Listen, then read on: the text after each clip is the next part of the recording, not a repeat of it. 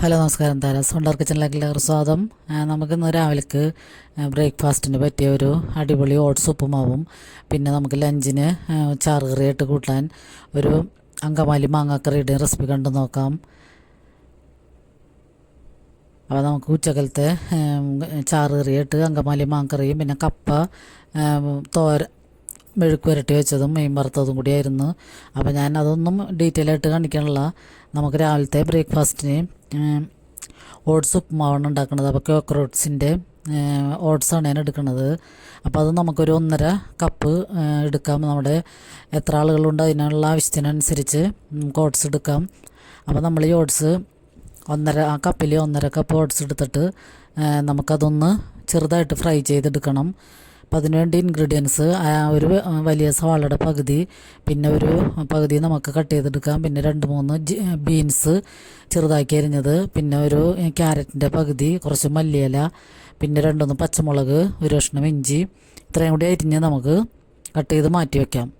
പിന്നെ നമുക്ക് ഈ ഓട്സ് എടുത്തിട്ട് അതൊന്ന് പാനിലിട്ടിട്ടൊന്ന് ഒരു 3-4 മിനിറ്റ് നേരം ചെറുതിയിലിട്ടിട്ടൊന്ന് ഫ്രൈ ചെയ്തെടുക്കണം. അപ്പോൾ ഓട്സിൻ്റെ ഒരു തണുപ്പൊക്കെ പോയി ഒന്ന് ക്രിസ്പിയായി കിട്ടാൻ വേണ്ടിയാണ്. പിന്നെ കുറച്ച് നല്ല വേവും ആകും. അപ്പോൾ അതൊന്ന് 3-4 മിനിറ്റ് ഫ്രൈ ചെയ്തതിന് ശേഷം നമുക്ക് മാറ്റി വയ്ക്കാം. എന്നിട്ട് ആ പാനിൽ തന്നെ നമ്മൾ നെയ്യിലാണ് ഞാനിപ്പോൾ ഇത് ഉണ്ടാക്കുന്നത്. അപ്പോൾ നമ്മൾ സാധാരണ റവ ഉപ്പുമാവൊക്കെ ഉണ്ടാക്കണ പോലെ തന്നെ ഉണ്ടാക്കിയാൽ മതിയാകും. അപ്പം നെയ്യ് ഒഴിച്ചിട്ട് ഒരു 2 ടേബിൾ സ്പൂൺ നെയ്യ് ഒഴിച്ചിട്ടുണ്ട് ഞാൻ. അപ്പോൾ ഞാൻ കടുക് പൊട്ടിയതിന് ശേഷം വറ്റൽമുളക് ഇട്ട് പിന്നെ നമ്മൾ കട്ട് ചെയ്ത് വെച്ചിരിക്കുന്ന ഇൻഗ്രീഡിയൻസ് എല്ലാം കൂടി ഇട്ടിട്ടൊന്ന് സവാളയും ഇഞ്ചിയും പച്ചമുളകും കൂടി ഇട്ടിട്ട് ഒന്ന് വഴറ്റിയെടുക്കാം. പിന്നെ കുറച്ച് വഴന്ന് വരുമ്പോൾ തന്നെ നമുക്ക് ക്യാരറ്റും ബീൻസും എടുത്ത് വെച്ചേക്കാം, അതും കൂടി ഇട്ട് കൊടുത്തിട്ട് ഒന്നും കൂടി വഴറ്റിയെടുക്കാം. എന്നിട്ട് ആവശ്യത്തിന് ഉപ്പ് ഇപ്പോൾ ചേർത്ത് കൊടുക്കണം. അപ്പോൾ അതൊക്കെ ഈ നെയ്യിൽ വഴറ്റുമ്പോൾ തന്നെ നല്ലൊരു മണം വരും.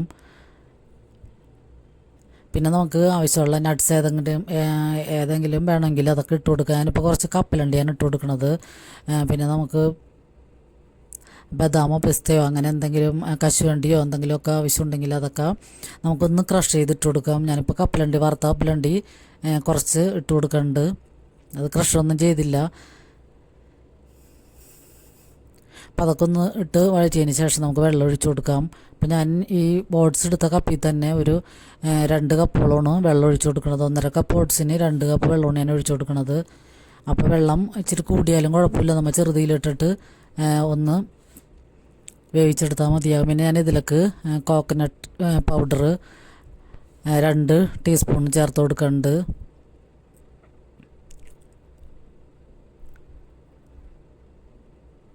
അപ്പം അതും കൂടി ചേർത്തിട്ട് വെള്ളം ഒന്ന് തിളച്ച് വരുമ്പോൾ തന്നെ നമുക്ക് ഈ ഓട്സ് ഇട്ടിട്ട് ചെറുതിയിലിട്ടൊന്ന് തിരിച്ച് മറിച്ചൊക്കെ ഒന്ന് മിക്സ് ചെയ്ത് കൊടുക്കാം. പിന്നെ അതിൻ്റെ ഇടയ്ക്ക് ഞാൻ മല്ലിയിലയും കൂടി ചേർക്കുന്നുണ്ട്, ചെറുതാക്കി കട്ട് ചെയ്ത മല്ലിയിലയും കൂടി ചേർക്കുന്നുണ്ട്. അപ്പോൾ ഇതൊക്കെ ചേർക്കുമ്പോൾ നല്ല ഒരു പ്രത്യേക ടേസ്റ്റ് വരും ഉപ്പുമാവിന്. അപ്പോൾ നമ്മൾ എന്നും കഴിക്കുന്ന ഈ ഓട്സ് പാലിലോ അല്ലെങ്കിൽ വെള്ളത്തിലോ ഒക്കെ നമ്മൾ മിക്സ് ചെയ്തതിന് ശേഷം കഴിക്കുന്നേക്കാളും ഇടയ്ക്ക് ഇങ്ങനെ ഉപ്പുമാവ് ഉണ്ടാക്കി കഴിക്കുകയാണെങ്കിൽ നല്ല അടിപൊളിയാണ്, നല്ല ടേസ്റ്റാണ് ഇങ്ങനെ കഴിക്കാൻ. നമ്മളിപ്പോൾ പാലിലൊക്കെ ഓട്സ് ഇട്ട് കുറുക്കിയൊക്കെ കഴിക്കുമ്പോൾ എപ്പോഴും കഴിക്കുമ്പോൾ അത് മടുപ്പായി പോകും. അപ്പോൾ ഇങ്ങനെ ഉപ്പുമാവ് ഉണ്ടാക്കി കഴിക്കുകയാണെങ്കിൽ മക്കൾക്കൊക്കെ ഭയങ്കര ഇഷ്ടമാകും. ഇതിൽ നമ്മൾക്ക് ഏത് പച്ചക്കറികളും ഒന്ന് വഴറ്റി ചേർക്കാം. അപ്പോൾ ഞങ്ങളുടെ ബ്രേക്ക്ഫാസ്റ്റ് ഓട്സ് ഉപ്പുമാവും പപ്പടവും ചായയുമാണ്. പിന്നെ നമുക്ക് ഉച്ചക്കലത്തേക്കുള്ള ചാറ് കറി തയ്യാറാക്കാൻ മാങ്ങ ആണ് ഞാനൊരു മാങ്ങ എടുക്കുന്നുണ്ട്. അപ്പോൾ ആ മാങ്ങയ്ക്ക് ഭയങ്കര പുളിയുമില്ല, എന്നാൽ ചെറിയ നേരിയൊരു പുളിയുമുണ്ട്. ഇപ്പം ഇങ്ങനത്തെ മാങ്ങയാണെങ്കിൽ മാങ്ങക്കറി വെച്ചാൽ നല്ല ടേസ്റ്റായിരിക്കും. കൂടുതൽ പുളിയുള്ള മാങ്ങയാവുമ്പോൾ കറിക്ക് ഭയങ്കര പുളിയായിരിക്കും. അപ്പോൾ നമുക്ക് ആ മാങ്ങ കട്ട് ചെയ്തെടുക്കാം. പിന്നെ അതിലേക്കും നമുക്ക് സവാള, നേരത്തെ എടുത്ത സവാളയുടെ പകുതി ഉണ്ടായിരുന്ന ആ സവാള 2-3 പച്ചമുളകും ഒരു കഷ്ണം ഇഞ്ചിയും കറിവേപ്പില ഉണ്ടെങ്കിൽ അതും കൂടി എടുക്കാം. അപ്പോൾ ഇവിടെ കറിവേപ്പില ഇല്ല, അതുകൊണ്ട് കറിവേപ്പില എടുക്കണില്ല. അപ്പോൾ മാങ്ങ നമുക്ക് വേറൊരു പാത്രത്തിലിട്ടിട്ട് അതിലേക്ക് കുറച്ച് വിനാഗിരിയും ഉപ്പും കൂടി ഇട്ടിട്ട് ഞാൻ അത് മാറ്റി വെച്ചിട്ടുണ്ട്. അപ്പോൾ നമുക്ക് മാങ്ങക്കറി വെക്കാൻ ഈ പാനിലേക്ക് നമ്മൾ സവാളയും പച്ചമുളകും ഇഞ്ചിയൊക്കെ കൂടി ഇട്ടിട്ട് ഉപ്പും കൂടി ഇട്ടിട്ട് ഒന്ന് നന്നായിട്ട് കൈ കൊണ്ട് മിക്സ് ചെയ്യണം. അപ്പം ഞാൻ ഇതിക്ക് മുമ്പ് മാങ്ങാക്കറി വെക്കുമ്പോൾ പറഞ്ഞിട്ടുണ്ട്, ഈ മിക്സിങ്ങിലാണ് കറിയുടെ ടേസ്റ്റ് ഇരിക്കുന്നത്.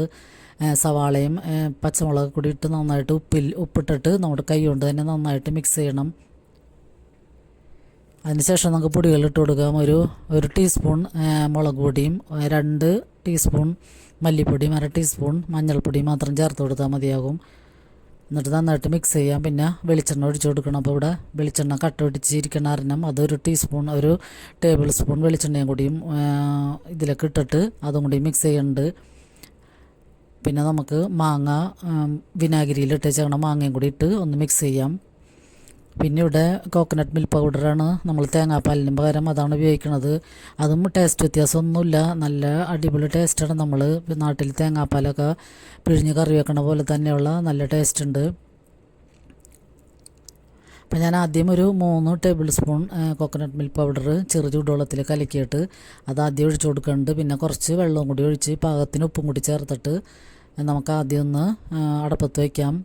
എന്നിട്ട് അതൊന്ന് തിളച്ച് മാങ്ങയൊക്കെ ഒന്ന് സോഫ്റ്റായി വന്നതിന് ശേഷം, മാങ്ങ വെന്തതിന് ശേഷം നമുക്ക് പിന്നെയും ഒരു 2 table spoon milk powder, coconut milk powder വെള്ളത്തിൽ കലക്കിയിട്ട് ലാസ്റ്റ് നമ്മൾ ഈ നാട്ടിൽ തലപ്പാലൊക്കെ ഒഴിക്കണതിന് പകരം അതും കൂടി ഒഴിച്ചു കൊടുത്തു കഴിഞ്ഞാൽ നല്ല അടിപൊളി കറിയാകും.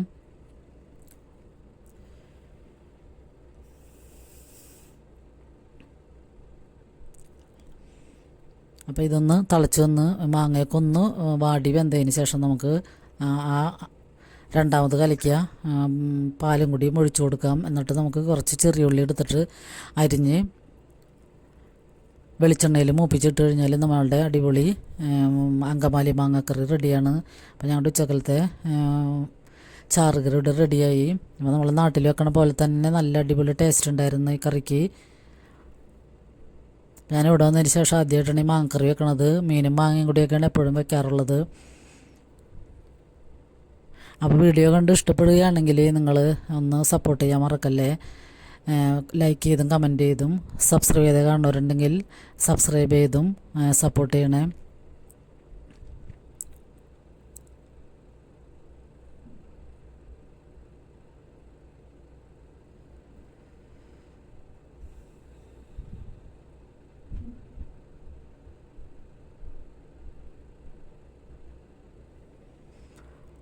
അപ്പോൾ അടുത്തൊരു വീഡിയോയുമായി വരുന്നതിൽ എല്ലാവർക്കും നന്ദി.